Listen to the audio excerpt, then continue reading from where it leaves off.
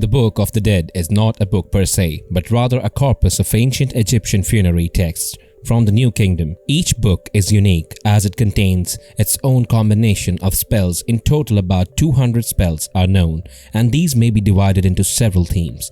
In general, the spells are meant to aid the recently deceased in their journey through the underworld, which is perilous and full of obstacles. Many of the spells have their origin in the earlier pyramid texts and coffin texts, which shows the continuity as well as changes in the beliefs held by the ancient Egyptians regarding the afterlife. Although it is commonly called the Book of the Dead, but its original name, translated into English from ancient Egyptian, is the Book of the Coming Forth by Day, or Book of Emerging Forth into the Light. Origin of the Book of the Dead. It is unclear as to when the Book of the Dead was first produced. Nevertheless, the earliest known example of this work was found on the sarcophagus of Mentuhotep, a 13th dynasty queen. Due to the presence of the new spells, scholars have considered the Mentuhotep of sarcophagus as the earliest example of the Book of the Dead that we have at present. The 13th dynasty is often considered to be the part of the Middle Kingdom, during which two collections of funerary texts, the pyramid text and the coffin text, were being used. The pyramid texts are the older of the two and were written during the time of the Old Kingdom. Like the Book of the Dead, the pyramid texts are also a collection of spells. These spells were found to have been carved onto the walls and sarcophagi of the pyramids at Saqqara, which were constructed during the 5th and 6th dynasties. Unlike the later coffin texts and the Book of the Dead, the pyramid texts do not contain any illustrations.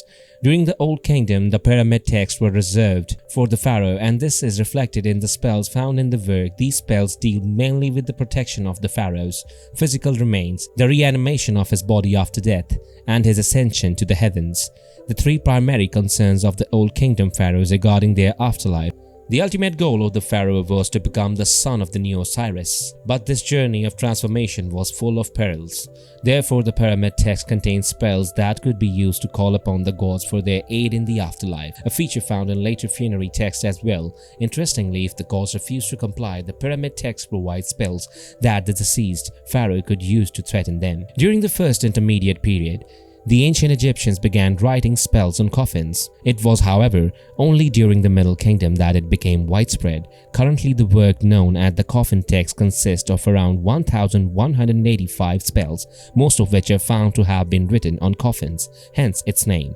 Other places where the spells are found to have been written on include tomb walls, papyri, and the stelae. The coffin texts reflect a change in the belief that the ancient Egyptians had about the afterlife. Prior to this, the afterlife seems to have been the exclusive domain of the pharaoh, since the pyramid texts were only found in their funerary monuments. The coffin text showed that any ordinary Egyptian who could afford a coffin now had access to the afterlife as well, hence the so-called democratization of the afterlife. Although some of the material from the pyramid text continued to be used, it is clear that many new spells were added as well. These new spells were concerned with the everyday desires of the common man, and is further evidence that by this time, commoners were also given a shot at the afterlife. Unlike the pyramid text, which emphasizes the pharaoh's ascent into the heavens, the coffin text focus on the journey of the deceased to Duat, the ancient Egyptian version of the underworld, which is ruled by the god Osiris. Thus, the spells of the coffin text are aimed at protecting the deceased during his/her journey in the underworld, and to help him/her pass the judgment of Osiris. The Book of the Dead's use becomes widespread. As mentioned earlier, the earliest known example of the Book of the Dead is found on the sarcophagus of the queen Mentuhotep. It was, however, only during the 17th dynasty that the Book of the Dead became more widespread. By this time, it was used not only by members of the royal family, but also by the courtiers and other officials.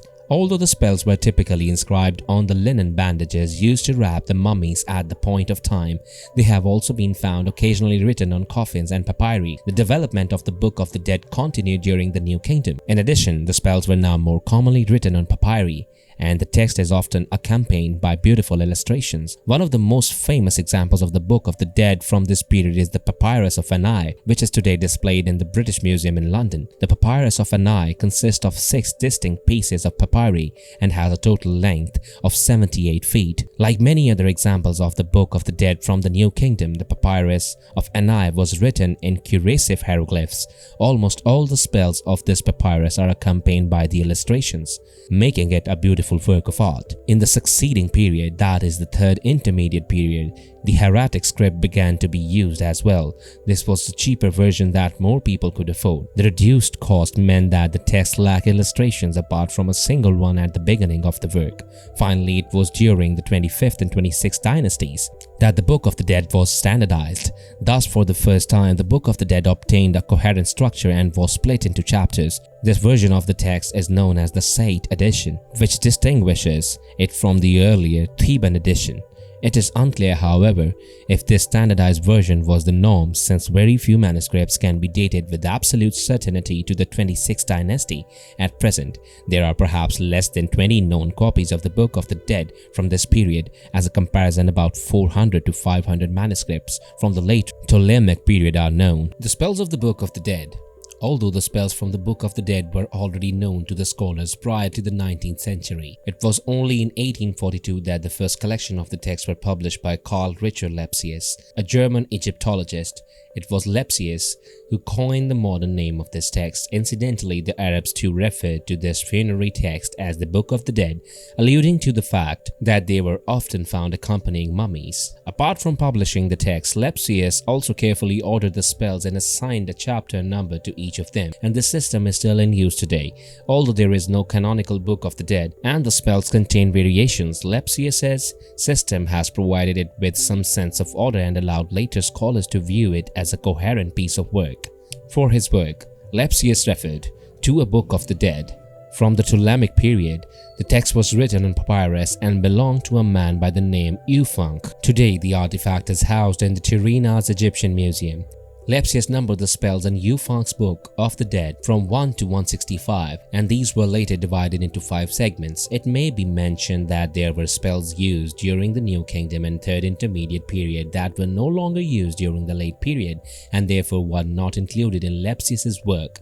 Therefore, another Egyptologist, Edward Neville, began to assign number to these other spells, starting with the number 166. His work was continued by Wallace Birch, who brought the number of spells to a total of 190. Since then, several new chapters have been identified and more numbers proposed. Nevertheless, scholars are cautious about adding new chapters, since it is unknown if they were considered by the ancient Egyptians as part of the Book of the Dead or another funerary text. Although it was Lepsius who numbered the spells in the Book of the Dead, it was only much later that its internal structure was established. Although scholars have not yet fully understood the principles employed by the ancient Egyptians in the composition of the individual books of the dead.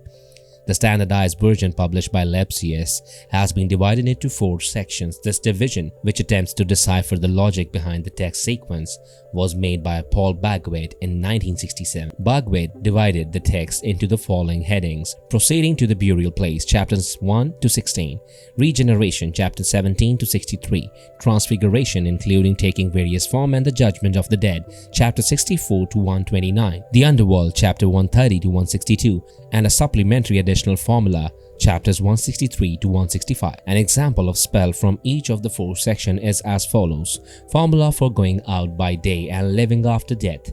Chapter 2. Formula for opening the mouth of a man in the underworld. Chapter 23. Formula for taking the form of tar, eating bread, drinking beer, excreting from the anus. Chapter 82. And formula for preventing the body from perishing. Chapter 154. Needless to say, the ancient Egyptians believed that the journey through the underworld was a perilous one, and the deceased needed all the help they could get in order to arrive in paradise, as reflected in the spells found in the Book of the Dead. The climax of the journey, however, was the judgment of the deceased. The chief judge, of course, was Osiris, the ruler of the underworld.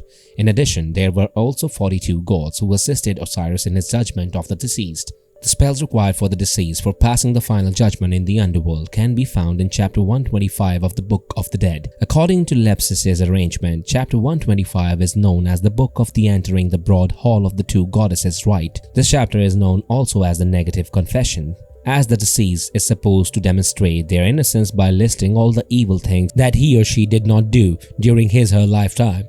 The negative confessions are fascinating not only as a funerary spell, but also as a window into ancient Egyptian morality. The list of offenses give us some insight into what was regarded as proper and improper behavior in ancient Egypt. Chapter 125 begins with the declaration of innocence before Osiris. The deceased is then required to address each of the 42 gods accompanying Osiris. In this spell, the names of the deities are not revealed. Instead, only their epithet and place of origin are given. Some examples of these gods are Amatep, who cometh forth from Suai, Sekhiru, who cometh from Itina, and Nehenefer, who cometh forth from Thai cavern. In addition to addressing the 42 gods individually, the deceased is required to declare his or her innocence once more by confessing to each of them an offense that he or she had not committed. The confessions include that I am not a man of deceit, I have not debauched the wife of any man, and I have not blasphemed. Having made his or her confessions before the gods, the final test for the deceased is the weighing of the hearts, during which the heart of the deceased is weighed against the feather of Maat, the goddess of truth and justice. If the heart and the feather were of equal weight, the deceased was allowed to enter paradise. On the other hand, if the heart was heavier than the feather, it was fed to the monster Amit, and the deceased would die a second death. In order to prevent the heart from telling on the deceased, the ancient Egyptians had recourse. The spell in chapter 30 is known as the formula for preventing the heart of a man being kept away from him in the underworld. This spell was so important that it is often carved onto amulets in the shape of scarabs and placed on mummies just before it was wrapped. If you enjoy this video and want to see more like it, please consider subscribing to us and hitting the like button. Feel free to write a comment below and suggest which theory you want to see next. If you'd like to further support this channel, please consider joining. Our membership link will be found in the description box below. We appreciate your support, and as always, thanks for watching.